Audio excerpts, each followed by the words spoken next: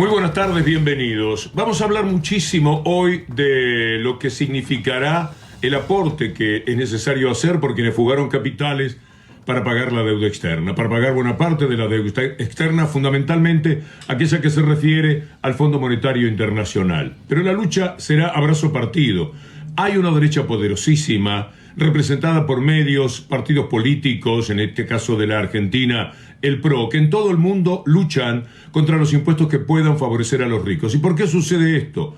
Hay que tener un punto de partida. La derecha ha crecido mundialmente, es incontrolable su crecimiento porque tiene en todas partes un gran dominio de los medios. Usted va a España, los bancos son los dueños de los diarios, son las aseguradoras, y en cualquier país sucede lo mismo. Por supuesto, la Argentina tiene además un problema mucho más crítico, que es el hecho de la concentración de esos medios. Porque por lo menos en España usted tiene 4 o 5 medios poderosos, pero que no piensan igual, que tienen matices dentro de lo que llamamos el neoliberalismo. Se oponen por las figuras políticas de cada uno de los partidos, por sus historias, pero hay matices. En cambio, en la Argentina prácticamente no existen. Y vamos a tener una lucha a brazo partido contra esa derecha. Por eso, entender que es izquierda, que es derecha, ya no en aquellos términos convencionales que estudiábamos de muchachos, sino en la realidad, en la práctica. ¿Dónde está la izquierda? ¿Dónde está la derecha? Vamos a encontrarnos que la izquierda está preguntándose cómo se va a pagar, por ejemplo, la deuda externa. Porque si no, la va a tener que pagar la gente con su sacrificio. No ahora, o no rotundamente ahora, pero dentro de 2 años, 3 años. Y hay quienes se favorecieron con esa deuda para sacar muchísimo dinero. Y esa es la gente que tendría que colaborar. De esto se trata. Pero ellos tienen detrás un inmenso poder para hacerle la cabeza a la gente y que piense en contra de sí misma. Por eso, muchas veces me pregunto con una enorme curiosidad, ¿cómo puede haber negros o mujeres que voten a Trump? Y los hay. ¿Cómo puede haber negros que voten a Bolsonaro cuando Bolsonaro dice que no sirven ni para procrear? ¿Cómo puede haber mujeres que sean integrantes de Vox antes de mostrarles a ustedes lo que Vox dice del feminismo? Y en esto que es el avance de la derecha, permítanme compartir con ustedes este tuit de Vox de España que marca claramente a dónde estamos llegando. Lea conmigo lo que ponemos en pantalla en este momento. Existe una voluntad real en Bruselas de poner un reemplazo poblacional en Europa. Es decir, cambiar el tipo de gente que vive en Europa, hacerla más blanca, expulsar todo lo que no sea tan blanco, poco a poco, un reemplazo poblacional en Europa es lo que quieren llevar a cabo. Ahora sí, mire lo que dicen por el feminismo y después pregúntese cómo puede haber mujeres que sean partidarias de Vox si este tipo de sentimientos es el que tiene ese partido político de la derecha española. Yo creo que se puede decir que el feminismo hoy día es una especie de religión de Estado o ideología oficial de Estado, ¿no? Con su propia liturgia. Por ejemplo, el 8 de marzo es la gran celebración del feminismo como religión de Estado. Los minutos de silencio por las mujeres asesinadas por sus compañeros, que no al revés, cuando se da el supuesto inverso, no hay minuto de silencio, ¿no? Eso también forma parte, digamos, de la liturgia del feminismo convertido en religión de Estado. Es religión de Estado porque además es inculcada especialmente a los jóvenes y a los niños por todas las vías imaginables.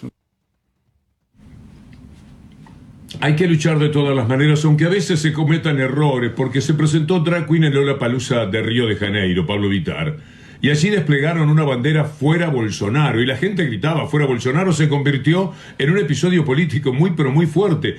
Hay que ver este video para entender de qué se trata y cuál fue la reacción, casi lógica en este caso, de Bolsonaro. Naturalmente, Bolsonaro llamó a las autoridades a que hicieran algo, porque dice, y tiene razón, no se puede convertir todo en un acto político probablemente, porque si fuera a favor de Lula, es a favor de Lula, si fuera a favor de Bolsonaro, estaríamos diciendo exactamente lo mismo. Bolsonaro dice, no se puede poner una bandera del candidato, hablar del candidato en el año ya electoral. Parecería que le asiste razón, y de ahí, vean ustedes este tuit, de la multa que le aplicaron a Pablo Vittar de 50.000 reales, que parecen más bien simbólicos, no es tanto dinero, pero es una manera de también pronunciarse en contra de lo que fue ese procedimiento. Por supuesto que cuando uno piensa en el coraje que tuvo Pablo Vittar para afrontar las consecuencias, estamos hablando de quien observa con la misma angustia el avance de la derecha en el mundo entero. Así que hubo una multa y acto seguido apareció Lula, hablando de Bolsonaro como un fascista. No es ningún descubrimiento, cualquiera se da cuenta que si hay maneras de llamar a alguien fascista, Bolsonaro nos facilita las cosas. Durante tempo, pensei se deveria ou não ser candidato à presidência. E pensei porque o mais difícil não é ganhar as eleições. Vocês sabem que esse fascista que está governando esse país, não só ele não fez nada para o povo brasileiro, como ele destruiu as instituições que nós criamos e os programas sociais que incluíram milhões de brasileiros para participar do crescimento e desenvolvimento desse país. ¿Cuánta razón tiene Lula para mí? Ese fascista que está ahí no ha hecho nada por el pueblo brasileño. Y esto es absolutamente real. ¿Conocen ustedes alguna reacción económica de Brasil, más allá de tener que afrontar, como todos los países, como la Argentina, por ejemplo, lo que ha sucedido durante la pandemia, cuando jugó pésimamente y demoró una atrocidad en vacunar a su propia población? ¿Qué ha hecho Bolsonaro por el pueblo brasileño? Nada. Y tampoco ha hecho, que mucho más que por su carácter de fascista, es por lo poco que ha hecho, que Lula seguramente volverá al poder. Esa derecha ataca por todos lados y en todo sentido. Desde antes de que comenzase a ejercer su gobierno el presidente peruano Castillo, estuvieron de todas las formas y tratando de impedir primero el reconocimiento de que había ganado las elecciones, luego que asumiera y después que continuara. Pero no habían pasado semanas cuando una tras otra estaban pidiendo la destitución de un hombre que había sido votado mayoritariamente por el pueblo peruano. Veamos lo que pasó ahora. Pedro Castillo se queda como presidente de Perú. Tras 10 horas de sesión en el Parlamento peruano, el Congreso, dominado por la oposición derechista, rechazó la moción de destitución contra el presidente Castillo al no alcanzar los 87 votos necesarios que exige la Constitución para remover a un mandatario.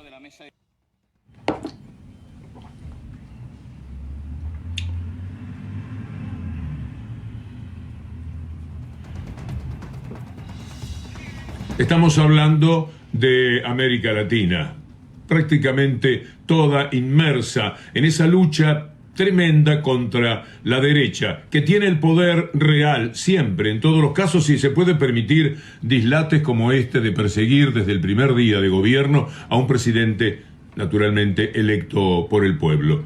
Digo toda América Latina porque ahora vamos a escuchar a Rafael Correa diciendo algo que es verdad para la derecha. Si tienen que hundir totalmente al país, vean ustedes lo que pasa con la oposición y con los medios en la República Argentina. Para ellos surgir finalmente en el comando del poder político, lo hacen sin ningún tipo de problema. No les importa verdaderamente lo que llamamos el país, que tendría que ser su país, sino que su nacionalidad o su idea es el país de los bonos, el país de la actividad económica. Eso es lo que les importa, a eso se refieren. Gracias a aquellos que nos quieren, pero incluso a los que no nos quieren. Es evidente que antes estábamos mejor. No sé qué les pasa, por su odio prefieren destruir la patria, poner en riesgo a su familia, vivir en inseguridad. Puede ser que no quiera a alguien, puede ser que me caiga mal, pero si ese alguien está haciendo un gran trabajo, lo voy a apoyar. Eso es lo racional, lo lógico. Porque más allá de mis emociones está el buen vivir, la seguridad para mi familia, el trabajo para mis hijos. Entonces, incluso a los que no nos quieren, y es hora de recapacitar por la patria, destrozaron al país, es indudable, ya no se engañe. Y tenemos que unirnos para recuperarlo.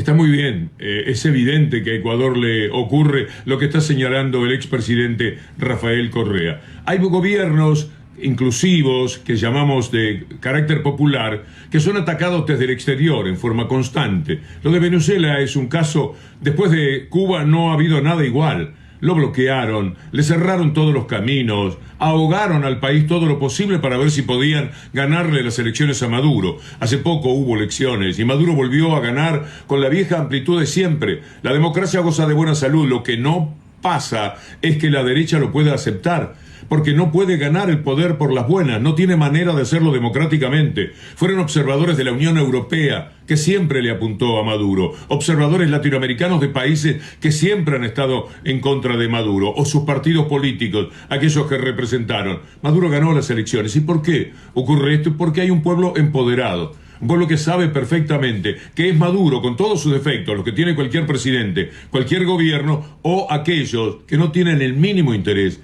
en el pueblo. Por eso Maduro ahora se permite golpearse el pecho de esta manera. Causa un poco de simpatía.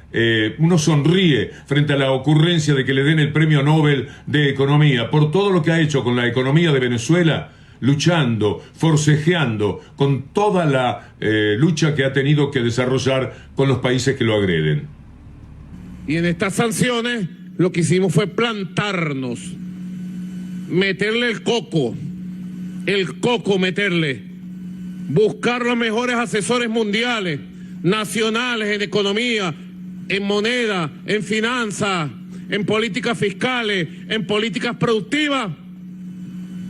Y Venezuela hoy puede decir que nos merecemos el Premio Nobel de Economía. Que nos merecemos el Premio Nobel de Economía. Porque hemos echado para adelante solitos. Humildemente solitos. Y puede ser que sea así, no que le vayan a dar el premio Nobel de Economía con un mundo que por supuesto tomaría por asalto Estocolmo. Quiere decir, no hay manera de que esto se convierta en realidad. Lo que le permite a Maduro decir esto es el cambio muy importante que se ha producido en la actividad económica de Venezuela. Fíjese que por acá nadie está diciendo hoy día vamos a hacer Venezuela, porque corren el riesgo de hablar de un país que ha superado sus problemas. Por eso han cambiado el discurso o lo han dejado de lado. Porque además Estados Unidos fue a negociar con Maduro, no con Guaidó. Estados Unidos le dio un golpe de Estado a Guaidó. Le dijo, ya no sirve ni para ese papel de monigote que había desempeñado desde aquel día que en el Congreso de los Estados Unidos lo erigieron presidente. Ahora, cuando tiene que hablar de verdad, Estados Unidos tiene que respetar, y no hay otro camino, la institucionalidad venezolana y hablar con el verdadero presidente. Ante esto, usted recuerda, le mostramos aquí en la columna el desconcierto que tenían los medios. Maduro había dejado de ser el dictador, era el presidente. Y de esa manera empezaron a comportarse. Por eso Maduro dice lo que dice. Pero volvamos a la derecha, porque después de una pequeña pausa vamos a hablar enormemente de los evasores y de con quiénes hay que pelear ahora en la Argentina frente a este proyecto que habla de que paguen la deuda aquellos que están fugando el dinero, en los que fugaron el dinero. Para cerrar este tramo es que vamos a escuchar a Íñigo Errejón hablando de qué deja la gente de la derecha, qué deja el pueblo para sus hijos, para la continuidad, y por qué se da esta lucha. Los pobres a sus hijos les dejan instituciones. Exacto. Bueno, pues exacto. Los ricos les dejan apellidos, conexiones, cuentas bancarias, casas, empresas. Pero los pobres les dejan derechos grabados en la memoria colectiva y en instituciones. No me parece que se pueda explicar mejor, la verdad. No, es increíble. Es exactamente eso lo que... Por eso demolerlas es un producto para devolvernos a esta especie de guerra de todos contra todos y de despotismo del más fuerte. O sea, claro, los fuertes tienen interés en no tener sujeciones.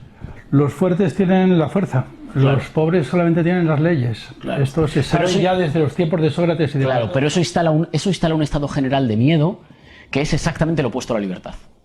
Claro. Esta sensación de que tu vida puede depender a cada rato del capricho de alguien o ahora ya del capricho de un algoritmo. Esta sensación de que tu vida vale muy poco porque puede depender de fuerzas que no están sujetas a ninguna razón que hayan decidido los humanos, colectivamente, es exactamente el estado general de incertidumbre y de miedo que es el contrario absoluto, ¿no? A mí se me antoja como el contrario absoluto de la libertad. Eso es exactamente no vivir libre.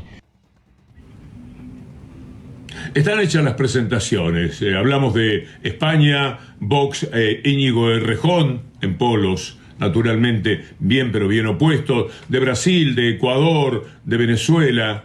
Ahora vamos a hablar de la Argentina. Pero es interesante situar cuál es la problemática que tiene el mundo. Una derecha que avanza, una derecha muy poderosa, que tiene los medios de comunicación, los dineros y también las fuerzas de seguridad. Toda vez que ellos se preocupan en comprar armamentos, en general es para defenderse del presunto ataque que un día, como en la película Joker, puede ocurrir, que la gente se harte, se cansa y vaya por ello. Bueno, están tratando de pertrecharse siempre de la mejor manera. Por lo tanto, son los dueños de todo lo que es el aparato. El pueblo tiene como fuerza el pueblo, las instituciones que pueda crear y que pueda defender. Cuando hablemos del tema de los evasores, ese es el adversario, y esto es lo que nosotros queremos compartir con ustedes.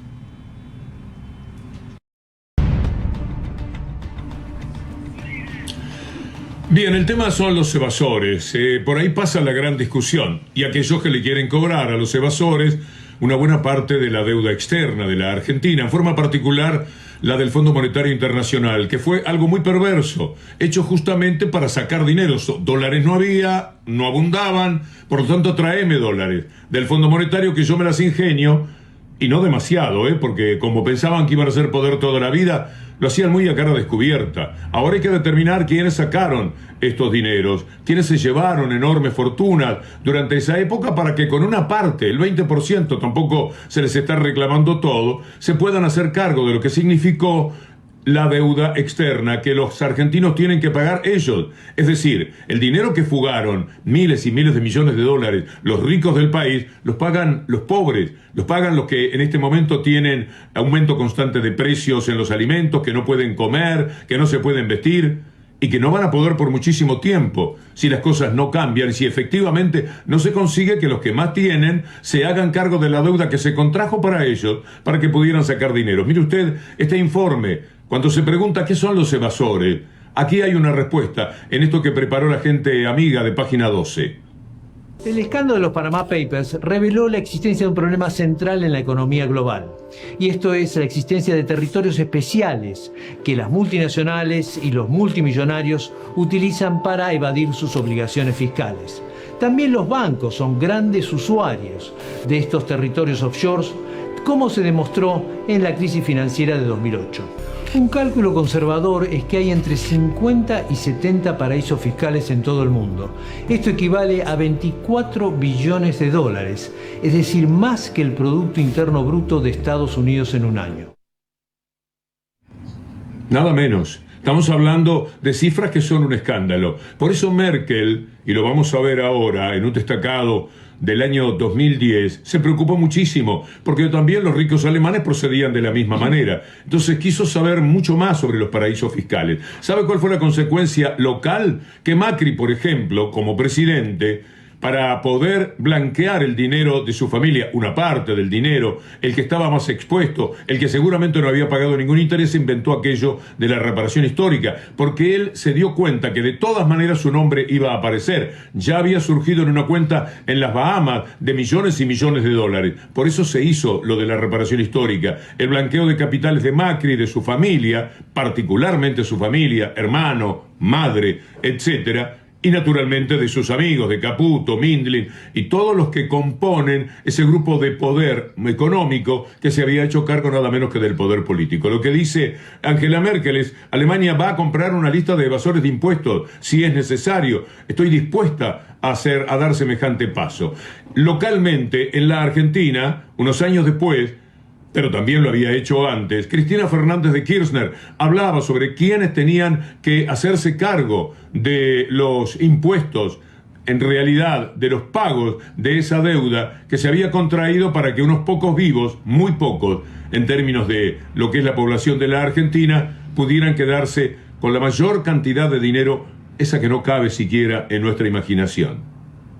Todo ese esfuerzo de reestructuración, de pelear por la quita, de pelear por los intereses, de pagarle al fondo junto con Lula en Brasil, todo eso en 3 años y pico, en 4 años, de vuelta todo para atrás. ¿Y qué? ¿Y vamos a agachar de vuelta todos la cabeza con el versito de que... Sí, claro que las deudas se paguen, pero que la paguen en la mayor parte los que más la disfrutaron y los que más se la llevaron, pero no el conjunto de la sociedad argentina. No me parece justo, no me parece justo.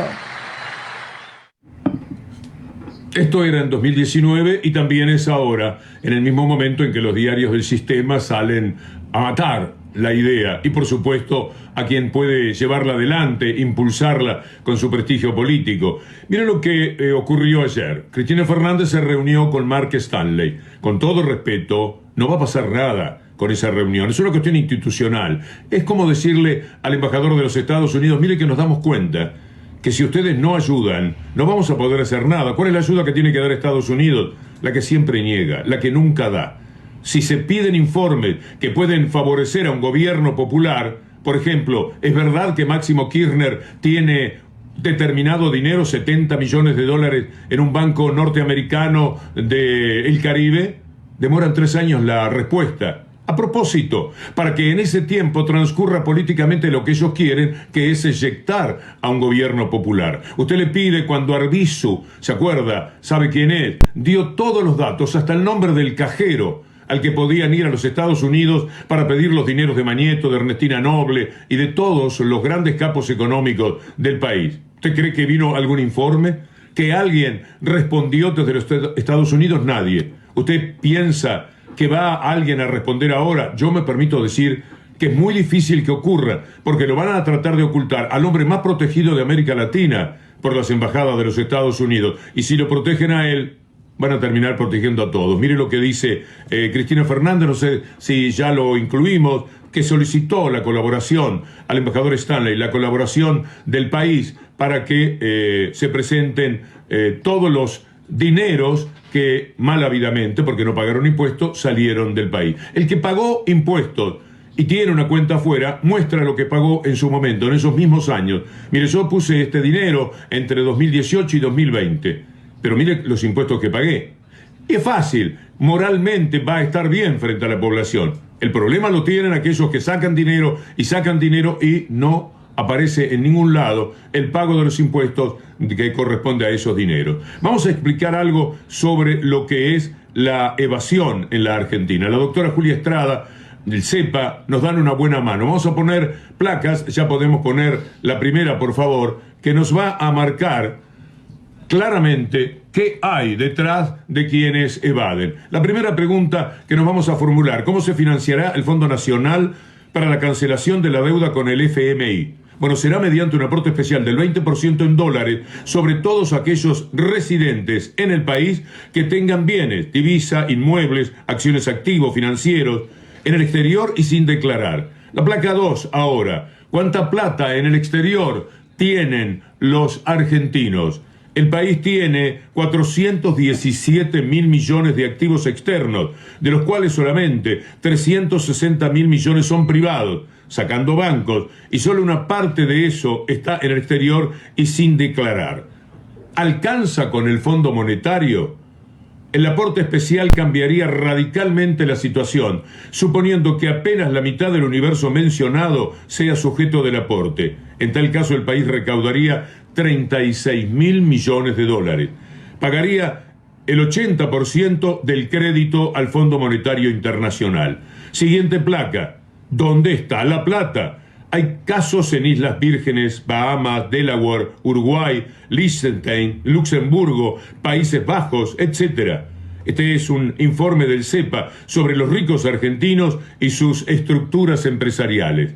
Después la placa número 5, título: ¿es justo este aporte especial que se les va a pedir? Sí, dado que la totalidad de los activos externos que compró el sector privado y fugó fueron financiados con endeudamiento externo público. Y por último, placa 6. ¿El aporte especial es un invento argentino? No. El FMI apoyó una política similar en Ecuador, que es el segundo país deudor del Fondo Monetario en el mundo. La propia ley en Estados Unidos prevé el apoyo a quienes denuncien a los evasores.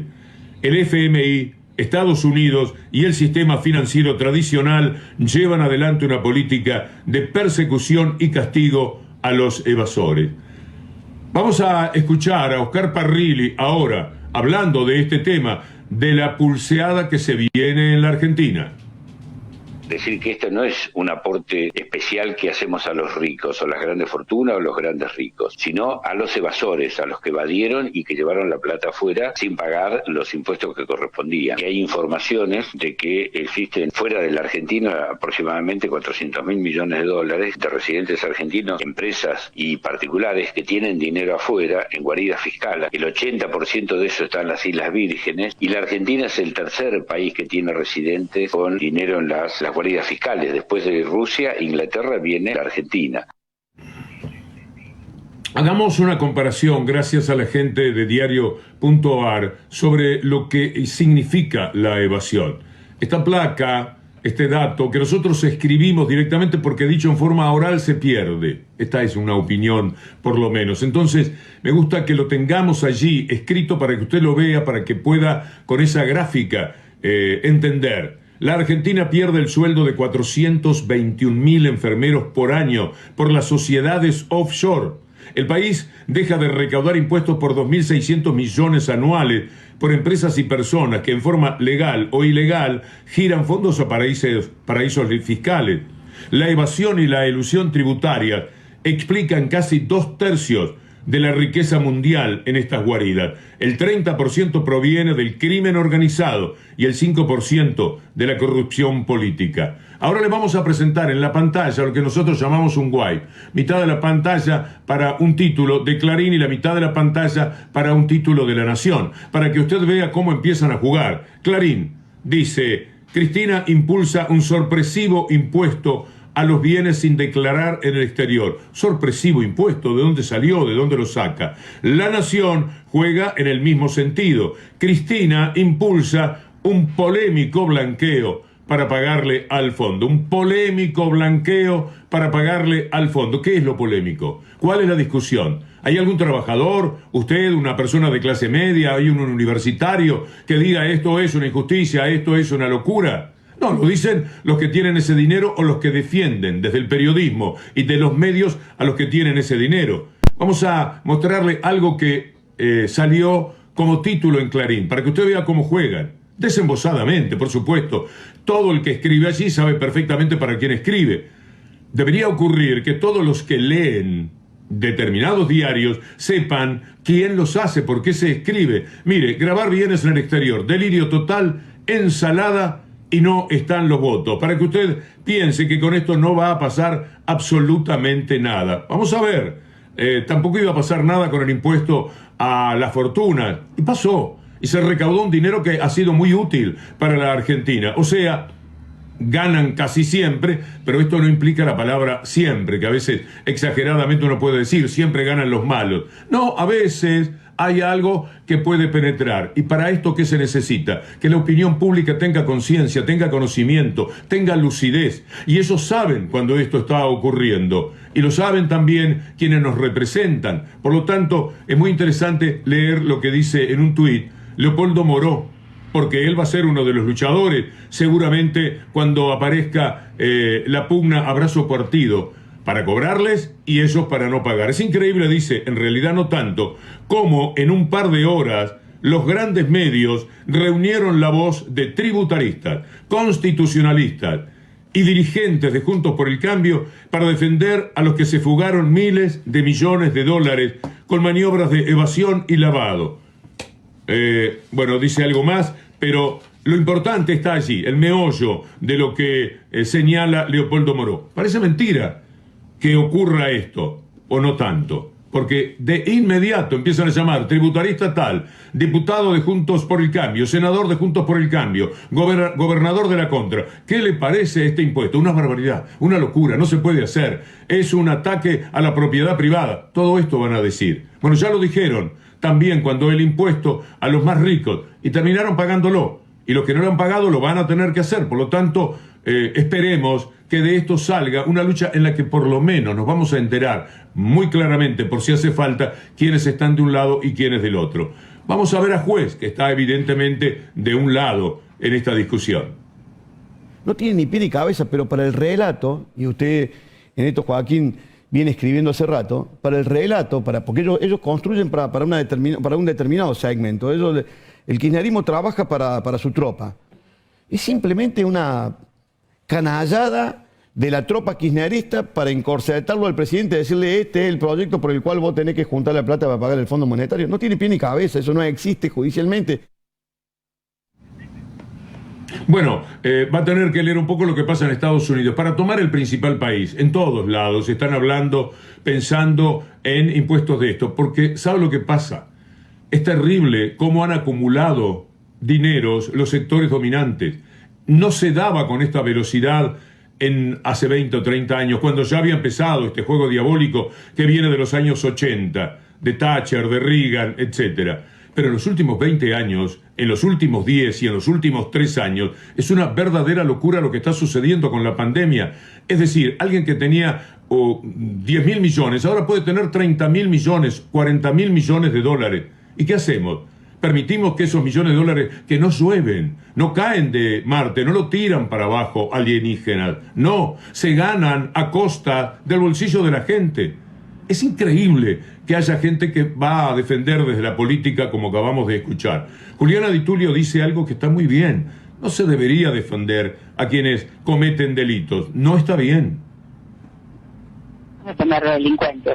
Se llama defender delincuentes. Entiendo que no quieran subir retención. Defienden los intereses de una minoría. No lo comparto, pero puedo entender que se pongan en ese lugar. Pero ya defender delincuentes, no, eso no me parece bien. Estás incumpliendo tu mandato constitucional.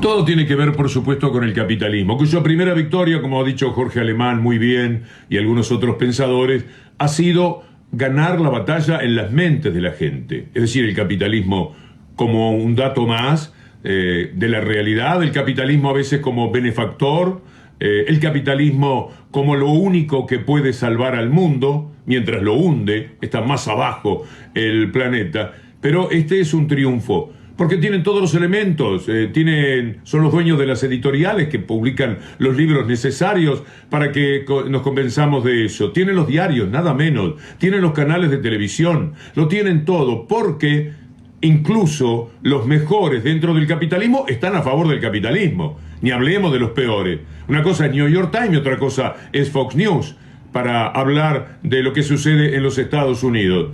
Pero de todas maneras funcionamos dentro de una idea capitalista, a tal punto que uno sospecha que si nos rascan demasiado, en algún momento aparece en nuestra cabeza un comportamiento que tenga que ver con ese sentimiento de apoyo al capitalismo. Por consiguiente, la pelea que se da es muy importante porque es cultural, porque es algo que tiene que estar en nuestro entendimiento, pero también en nuestro corazón. Veamos lo que dice sobre esto Alberto Fernández. Tenemos que explicar claramente que en verdad lo que queremos es ese capitalismo que invierte, arriesga, da trabajo, produce, genera desarrollo, que no es lo mismo que crecer, porque el crecimiento muchas veces queda en el bolsillo de unos pocos, mientras la miseria se distribuye en millones. Nuestro colega, nuestro amigo Juan Alonso, que acaba de publicar, y hay que buscar en los tuits de Juan Alonso, todos los nombres de periodistas y dueños de medios que han sacado verdaderas fortunas en los tiempos de Macri, aporta también sobre la concentración en la industria alimentaria. Porque usted quizás no entiende, no puede saber todo. ¿Por qué usted va a buscar el aceite y está mucho más caro con respecto al día de ayer? Bueno, porque está todo concentrado. Porque si usted tuviera verdaderamente capitalismo, porque eso también falla, y no tuviera concentración, habría competencia, porque esto es lo que, qué sé yo, de Adam Smith en adelante nos dijeron. Si hay 20 que ofrecen un producto, tienen que competir entre ellos, matarse entre ellos, y por lo tanto bajar los precios, porque va a haber uno que siempre lo ponga más abajo, y los demás tienen que ir por eso, porque si no vende el que lo pone más barato a consideración de la gente. Pero si se concentra, que es la primera traición, cuando usted escucha la palabra monopolio, están traicionando lo mismo que dicen defender, que es el capitalismo. Mire esta concentración, acompáñeme con esta placa. 3 empresas concentran el 90% del mercado interno en la Argentina. Aceitera General Dehesa, Molino Cañuelas y Molino Río de la Plata. En harinas, Cañuelas tiene el 34%, Molino Río de la Plata el 65% de las pastas secas y el 25% del mercado de arroz. ¿Se da cuenta? Mastelone concentra el 67% del mercado lácteo de la Argentina, Quilmes 72% en toda la cerveza, Coca-Cola el 67% de las gaseosas, Colgate el 81% de las pastas dentales y jabones, da para colgarse esto, Ayudín el 82% de la lavandina y el 61% de los detergentes. ¿Se va dando cuenta? Miren lo que Página 2 escribe sobre quiénes remarcaron los precios. ¿Usted qué piensa? ¿Que fue un trabajador del supermercado que caminando entre las góndolas empezó a decir, me gustaba cambiar el precio del arroz, y va y remarca? Él no se lleva nada, él lo vende y tiene que aguantar al cliente cuando mirando el precio le dice, ¿a vos te parece que el arroz esté costando lo que está costando? Y el pobre muchacho solamente trabaja por un salario que seguramente no es demasiado bueno. ¿Y qué quiere que le haga, señora? Yo no soy el que lo pone. ¿Quiénes son los que remarcan? Vamos a ver, los que remarcaron son los dueños del mercado: Molinos Río, Cañuelas, Mastelone y AGD. Algunos de los que subieron precios sin justificación y los volvieron atrás venden en promedio 5 de cada 10 productos de las góndolas. Vamos a escuchar, con relación a todos estos temas, lo que sucede con el pan. El pan es una cadena de derrotas del pueblo, por lo cual no gana para tener el pan en la mesa. Esto es así. Escucha a Gastón Mora, que es un luchador desde el mundo de los panaderos, porque los panaderos son los que tratan con el cliente. Le pasa lo mismo que a ese imaginario muchacho que mencioné del supermercado. Al panadero, el cliente, sobre todo cuando es una cosa de barrio, cuando lo conocen de toda la vida, ¿a vos te parece lo que me estás cobrando por el pan? Y el panadero se desespera, porque muchas veces es el que más pierde en función de no perder la venta y de no recibir tanto castigo, porque parece que él es el que lo impone. Escucha a Gastón Mora. Obviamente hay un sector empresario que está resistiendo esto porque está teniendo ganancias exorbitantes y lo que menos le interesa es si el argentino come o no come pan. Nosotros no vamos a ser cómplices de esas situaciones. No dejamos que ningún pícaro más que represente un sello de una federación venga y negocie cosas que no son, porque los panaderos la están pasando realmente mal y no vamos a ser rehenes de 2 o 3 pícaros que representan una federación y, por ejemplo, no quieren acceder a lo que es la baja del pan, dado siendo que la harina valía 2.300, 2.500, 2.100 pesos y va a valer más de 1.000 pesos menos. Qué tema, ¿no? Hasta la sinceridad pierde. El otro día cuando el presidente dijo, y bien que lo cargaron por eso, que a los 3 días iba a empezar la guerra contra los precios, ¿qué fue lo que desató? Que inmediatamente se fueran a remarcar. Algo va a ser dijeron los que remarcan precios, los ya mencionados. Así que aumentemos para que cuando venga a controlar estos sean los precios. Tengamos que discutir a partir del precio 90, no del precio 70 que tenía cuando el presidente manifestó aquello de ahora le vamos a dar una verdadera guerra a los precios. Por supuesto que eran palabras tan solo, que vamos a ver cómo las puede llevar adelante. Peor, por supuesto, es aquello de los que dicen que la inflación la van a controlar de taquito y después no sirven ni para avisar quién viene.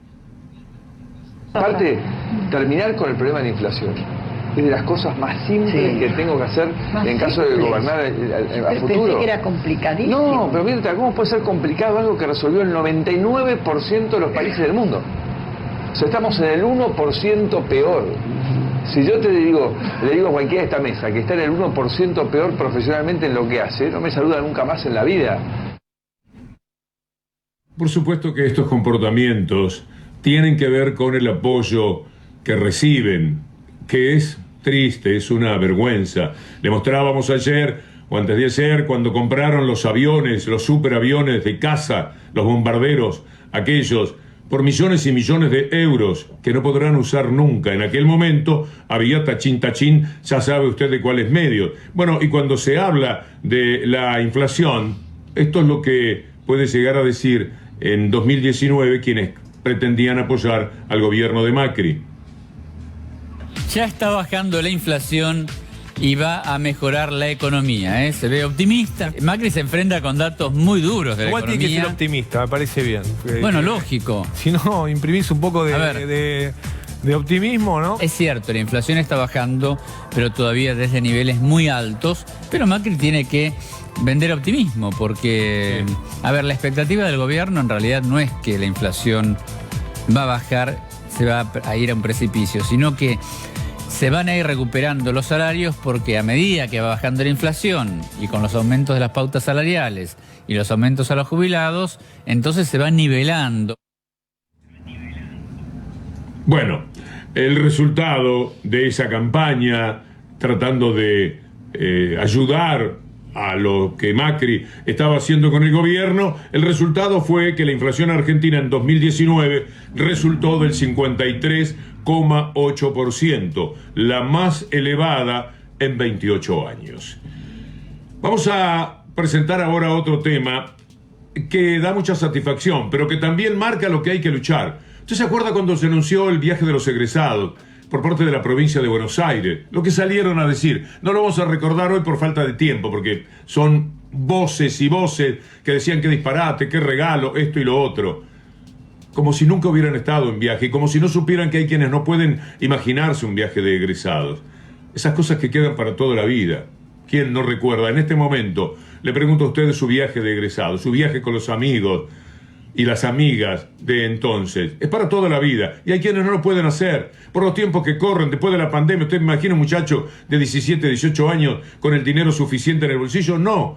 Lo pensaron muy bien en la provincia de Buenos Aires, pero hubo que luchar muchísimo. Mire lo que dice c5n.com, un portal que cada día está mejor porque lo consultamos permanentemente. Los primeros egresados de la provincia ya están en viaje. Salieron aquellos que les ha permitido el plan de la provincia de Buenos Aires hacer su viaje. Van a comenzar esta semana, van a tener como destino la costa y Monte Hermoso. De esto habla con propiedad y con autoridad Augusto Costa, el ministro que impulsó la idea. Saliendo el primer contingente, que son alumnos de Vicente López, de Mar del Plata, de San Miguel de San Isidro, que están yendo a Santa Teresita o a Montehermoso, son los dos primeros destinos donde están viajando. Que ver la alegría de los pibes, de la ilusión de poder reencontrarse con sus compañeros, de vivir esta experiencia, y que al mismo tiempo podamos brindarle al sector turístico, que fue tan golpeado durante la pandemia, la posibilidad de extender la temporada, recibiendo contingentes, generando trabajo y generando actividad económica. La verdad es una política redonda. Hemos escuchado cada barbaridad, no solo de los medios. Bueno, estos son los jóvenes que hoy partieron ese viaje de egresados, iban a Monte Hermoso. Lo importante es estar juntos, un destino que después se convertirá en un recuerdo de toda la vida. Y serán cientos de miles los que lo puedan hacer. Cuando hablamos de generar más puestos de trabajo, también hay que hablar de cuidar esos puestos de trabajo que se han generado de manera extraordinaria en los últimos tiempos. Y cuidar los puestos de trabajo, por ejemplo, en la actividad turística, implica mantener turismo en los meses que no son tan fuertes, como enero, febrero y un poco marzo. Entonces, también esto de los egresados sirve para el trabajo en la actividad turística. El gobierno presentó un plan de desarrollo. Aquí está lo que queremos contarle, porque leyéndolo seguramente va a encontrarle mejor sentido todavía. Para crear 2 millones de empleos en 9 años. Este es un gran desafío, no para la Argentina, para el mundo entero. Distintos temas, la tecnología, el tipo de trabajo que hay, el trabajo desde la casa, la pérdida del espacio público, etcétera. Los cambios de la economía van determinando que sea cada vez más difícil dar trabajo. Por lo tanto, cuanto se haga al respecto, me parece que es lo más trascendente, lo más importante que tiene que proponerse un gobierno. Es decir, hay muchas cosas que sobresalen, pero esta de dar trabajo, por lo que decíamos antes, me parece la más importante. El plan se llama Argentina Productiva 2030. Por supuesto que el poder real va a estar en desacuerdo con esto, con lo que hablábamos antes sobre los viajes de los egresados, y mucho más todavía, con el pago que tendrán que hacer por una parte del dinero que se fugaron. Es una pelea de todos los días, una lucha de todo el año, y el gobierno tiene que encabezarla.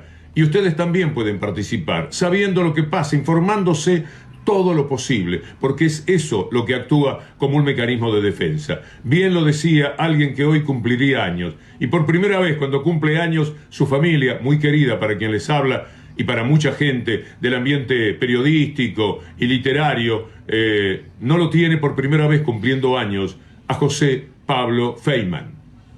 Bueno, el poder real se expresa ante todo a través del poder mediático. Claro. Yo tengo un libro, Filosofía Política del Poder Mediático, que es muy gordo, atemoriza por lo gordo, pero es muy exhaustivo.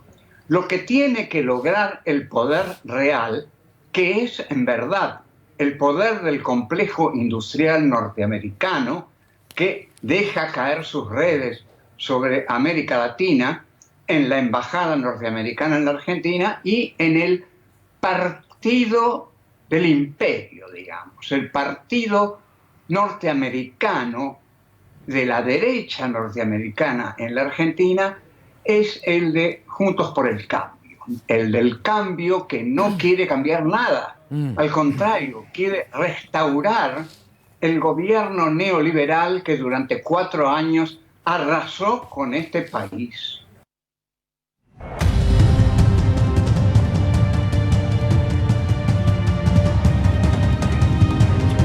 La guerra en un día más que no es un día más, porque hay un principio de negociación, hay una posibilidad de que la guerra se termine, toda esa crueldad, esa muerte, tanto dolor, tanto posicionamiento político que pasa por la mentira, como nos ha ocurrido con todo lo que Occidente hizo o quiso hacer saber sobre la guerra. Va a terminar, como le dijimos, si usted me permite la autorreferencia, 1000 veces desde esta columna. Va a terminar con que Ucrania tiene que declararse neutral para siempre. Y lo va a hacer. Y con eso se da un paso gigantesco. Después Donbass, que quiere ser independiente, será independiente. Es decir, todo lo que forzó la guerra, todo lo que significa un error descomunal de Zelensky, en la lectura que hizo del comportamiento de la OTAN y de los Estados Unidos, va a terminar como estaba antes de la guerra. Es decir, la guerra se desata por los errores de Zelensky frente al embalaje que le provocan Estados Unidos y la OTAN, que son los únicos ganadores, porque el desprestigio de Estados Unidos, no digo que sea definitivo, pero le va a costar décadas para sacárselo de encima, por lo menos en Occidente. Será muy difícil, porque han pintado verdaderamente un monstruo a partir de la monstruosidad que ellos forzaron. Estados Unidos y la OTAN son los grandes responsables de la guerra ahora y de la guerra de ahora que viene de siempre, por lo menos desde hace 25 años. Vamos a recorrer con ustedes cuáles son los títulos de esas placas, las más importantes. La placa número 1 habla de lo que toda la vida hemos mencionado. Ucrania será neutral, no puede ser otra cosa, si no la guerra seguirá hasta que Ucrania sea exterminada. No hay manera de imaginar que Rusia permita lo que Estados Unidos jamás concedería, que en México o en Canadá estuvieran ubicados sus enemigos apuntándole con los misiles, en una guerra fría que en cualquier momento se convierte en una guerra caliente. Imposible. ¿Cómo se le ocurrió a Zelensky la historia de un capo cómico que se hizo cargo de un país porque la gente lo votó pensando que era el mismo presidente que tenía una serie de televisión? Le pasan cada cosa al mundo.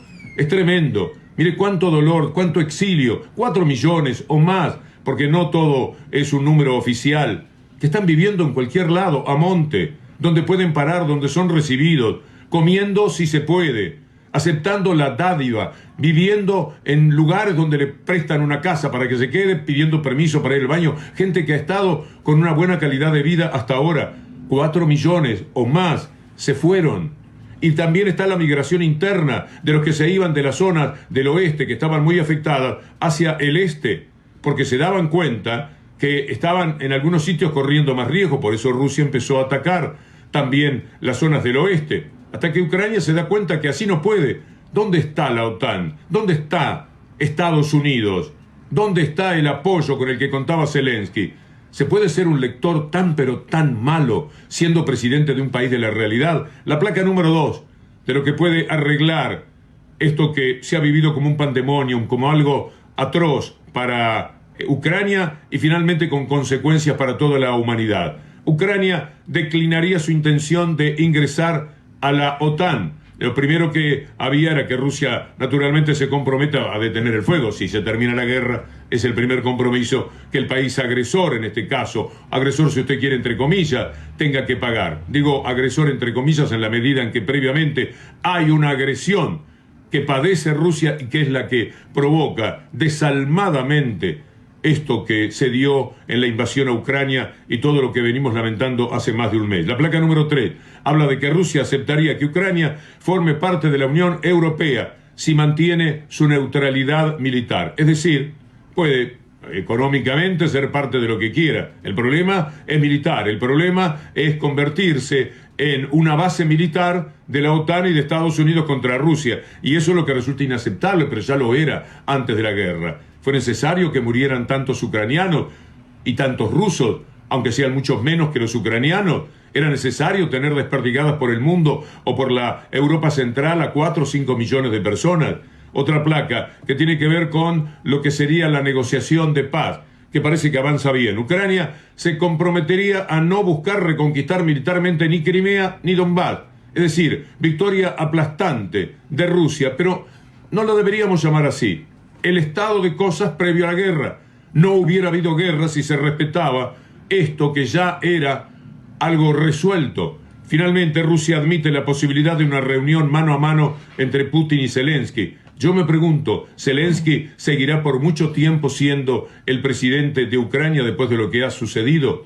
Y a propósito de lo que ha pasado y de lo que nosotros argumentamos, para hacer un poco de historia nada más, veámoslo a Kissinger, sobre la integración de Ucrania a Occidente. Siempre fue un plan muy perverso. Los rusos miraban cómo se le arrimaban el resto de los países, también Ucrania. Ucrania no, dijeron, pero lo venían manejando desde tiempos de Kissinger. The issue of NATO expansion into former republics of the Soviet Union is one that will be one of the key issues of the next year. I was opposed to taking in Ukraine and Georgia, which isn't happening now anyway, because I believe the position of Ukraine is so sensitive with Russia. So much of Russian history is tied into it. But I would avoid the temptation of mixing into the domestic politics of Russia to the degree that we are sometimes tempted to do. Eastern border of NATO is put at the eastern border of Ukraine. It is within 200 miles of Stalingrad and 300 miles of Moscow. And that, given the historic experience of Russia, it's hard to take. For Russia, historically, Ukraine has been part of their territory at least for 400 years. On the other hand, it is tied in many respects to Europe. So I personally, which is a minority view, I have thought it was unwise to try to include Ukraine in NATO.